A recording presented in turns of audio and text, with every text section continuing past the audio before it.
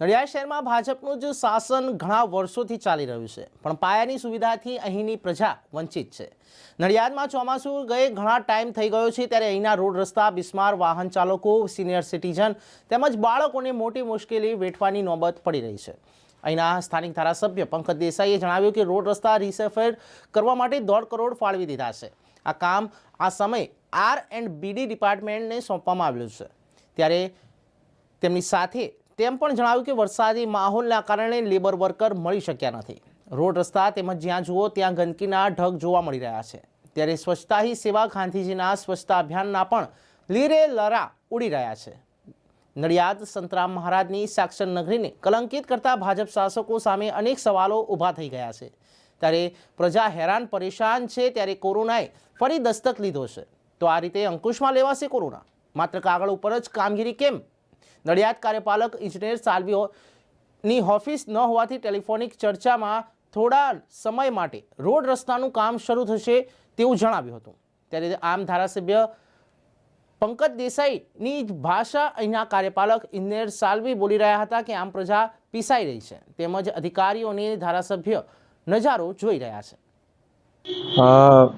રસ્તા રિપેરિંગ માટે 1 કરોડ રૂપિયાની ગ્રાન્ટ સરકારે આપી છે, પણ તમને ખબર છે, બધાને ખબર છે કે દર મહિને વરસાદ હોતો હતો, એના કારણે પ્લાન્ટ ચાલુ થઈ શકતા નહોતા, અને ત્યાર પછી આ રસ્તાના પૈસા R&Bને ભરી દીધા છે, અને આ કામ R&B મારફતે જ કરાવવાનું નક્કી કર્યું છે, કારણ કે જે સારું કામ થાય એની પાસે કામ કરાવવું જોઈએ। એટલે R&B ડિપાર્ટમેન્ટ પોતે કામ કરે એવું આપણે નક્કી કર્યું છે, ને પૈસા એમાં ભર્યા છે, ને આશરે 1.5 કરોડ જેવી રકમ ભરવામાં આવી છે। એટલે કામ ટૂંક સમયમાં ચાલુ થઈ જશે। લગભગ ત્રીજી તારીખે કામ શરૂ થવાની પૂરી શક્યતાઓ છે। બીજી બાજુ મજૂરો પણ મોડા આવ્યા છે, નથી આવતા, કારણ કે એ લોકોને ત્યાં પણ પંચમહાલની અંદર, દાહોદની અંદર સિઝનો ચાલતી હોવાના કારણે અહીંયા આવ્યા નથી, એટલે આ ડીલે થાય છે। પણ મોટાભાગનું રિપેરિંગ કામ રસ્તાનું પેવરથી કરવાનું નક્કી કર્યું છે, એટલે પેવરથી કરશે, અને જે નાના ખાડાઓ હશે એ દરેક વોર્ડની અંદર દરેક કાઉન્સિલર મિત્રો એને પહેલાં જોઈ લેશે, અને પછી એ ત્યાં આગળ એ નાના જે ખાડા છે એ પેચનો માલ R&B મારફતે લઈ અને એની પર માલ નાખીને રોલિંગ કરી નાખશે। એટલે ત્યાં સુધીની આખી જે ક્રમ છે એ R&B સાથે ક્રમ ગોઠવાઈ ગયેલો છે, ફક્ત મજૂરો આવવાની રાહ જોવાય। મજૂરો આવી જાય એટલે કામ શરૂ થઈ જવાનું છે।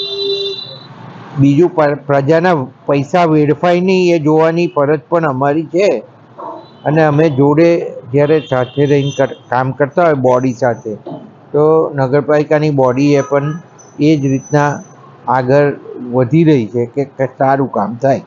ચોમાસું પત્યું પછી લગભગ દર વર્ષે નવરાત્રિની અંદર રોડ રસ્તાનું કામ શરૂ થઈ જાય છે। આજે હવે માણસો નથી મળતા તમને? આજે સંકલનના અભાવને કારણે તમે આ બધી લોકોને તકલીફ પડે છે। તમે 1 વર્ષ પહેલાં જે રસ્તાઓ બનાવેલા એ અત્યારે તૂટી ગયા છે, તો એમાં તમે શું કહેશો? એમાં નડિયાદના જે તમારા કોન્ટ્રાક્ટરો છે એ કોન્ટ્રાક્ટરોની મિલીભગતને કારણે, ભ્રષ્ટાચારને કારણે આ નડિયાદનગરની પબ્લિક, નડિયાદનગરના લોકોને આ બધી તકલીફો પડે છે। તમારે એવા કોન્ટ્રાક્ટરોને કામ સોંપવામાં જોઈતું હતું કે સારા રસ્તા બનાવે। તમારી સરકારમાં અને તમારા રાજમાં છેલ્લા 25 વર્ષમાં રોડો બિલકુલ તૂટી ગયા છે, અને ખૂબ જ પ્રકારનો ભ્રષ્ટાચાર। આમાં તમને તકલીફ નથી પડતી? નથી તકલીફ મને પડતી, આ પ્રજાને તકલીફ પડે છે, હું એ જ પ્રજાનો ભાગ છું।